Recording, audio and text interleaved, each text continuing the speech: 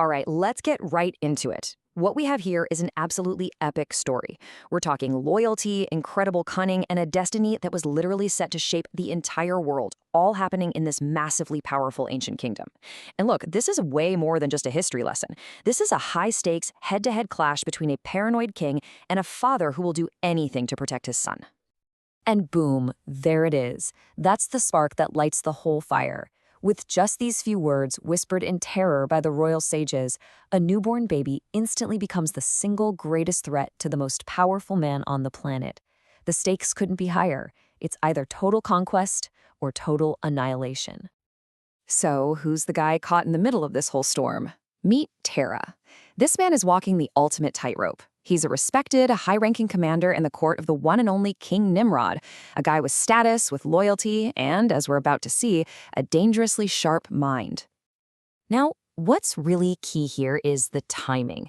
By the year 1949, Terah is 70 years old when his son, Abram, is born, and this kid is born into a good life. His name, Abram, is literally a shout-out to the king, a symbol of just how high up Terah is. But you can imagine Terah holding this baby, feeling this immense pride, but also this quiet, nagging feeling in his gut. He can just sense there's a huge destiny for this child, but he has absolutely no idea the stars are already conspiring against him. And this right here, this just lays out the two forces that are about to smash into each other. You've got King Nimrod on one side, just raw, absolute power. He's ambitious, he's charismatic, but you can see that dangerous fire in his eyes. And on the other side, there's Terah, the seasoned commander. He's diplomatic, he's steady, but underneath it all is this fierce paternal instinct and a mind that is just waiting for a chance to be unleashed. This is your classic showdown, brute force versus pure strategy. The night Abram is born starts out great. There's a huge celebration at Terah's house, feasting, everyone's happy. But as the king's wise men and conjurors are heading home for the night, they glance up at the sky, and that whole festive mood just shatters. I mean, just picture it. These are the smartest guys in the entire kingdom, and they're just frozen, completely stunned. They are watching a celestial event that no one has ever seen before. One single giant star literally eating four others. This isn't just some cool light show. It's a terrifying omen, and they know exactly what it means. And what they figure out is world-changing. This crazy sign in the sky, it can only be about Terah's new baby. They realize this kid is destined to become a conqueror, and that his family line will inherit the entire earth. Now, for a king like Nimrod, who already thinks he runs the world, this isn't a prophecy. This is a declaration of war. So suddenly, it all comes down to fear.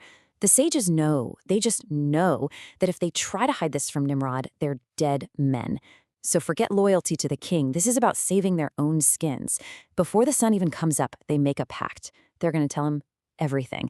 And in doing so, they basically seal the child's fate. So now we're in the throne room. You can just feel the tension in the air. The sages lay out the whole prophecy. And the king, a man consumed by paranoia, hears about this future threat to his absolute power. And he makes a terrifying demand to the one man he's supposed to trust the most. And that's Nimrod's solution. It's cold, it's transactional, and it's just plain brutal. He doesn't see a son, he sees a problem to be erased. He just throws money at it, assuming that everything, even a father's love, has a price tag. He thinks he can just buy the problem and bury it. Terah is now backed into a corner like you wouldn't believe. If he says no, his entire family is wiped out. Simple as that. But instead of begging or fighting back, he does something absolutely brilliant. He doesn't argue. He tells a story, a simple little parable designed to trap the king in his own twisted logic. So Terah basically goes to the king and says, "My lord, I need your advice." He makes up the story about a man offering to buy this incredible horse that the king himself gave to Terah. And for this amazing horse, the guy is offering silver, gold, and some straw.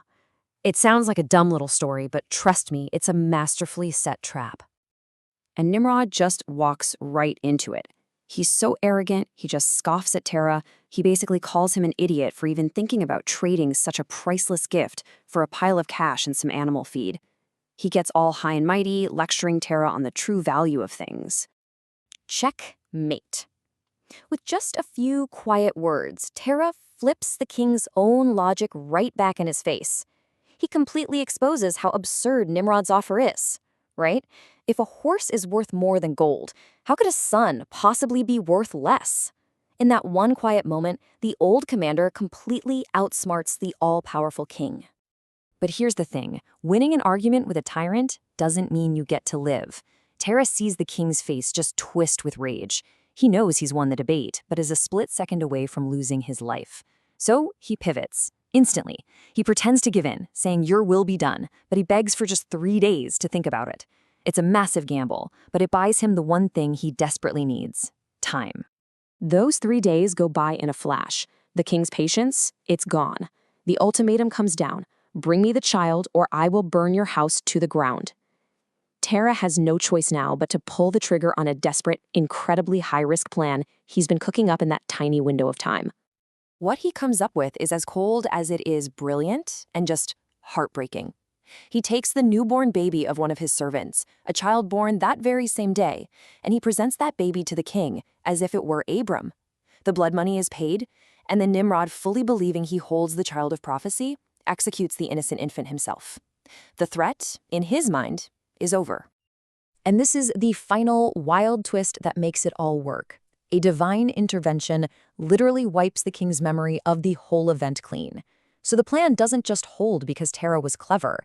It holds because a higher power stepped in to make sure the child of the prophecy would be protected. So with the king's paranoia finally put to rest and his memory conveniently erased, the whole mood changes. We go from that bloody, tense throne room to the quiet, secret world where the real Abram is still very much alive, hidden away from the world. On that very same night, Terah takes the real Abram, his wife, and a nurse, and hides them in a secret cave.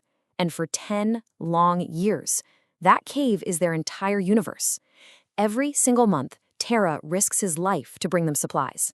His unwavering devotion is the only thing keeping not just his son alive, but that future that was written in the stars. And this just shows the ultimate irony, doesn't it? The king and all his wise men are sleeping soundly, patting themselves on the back for a job well done. They have no idea.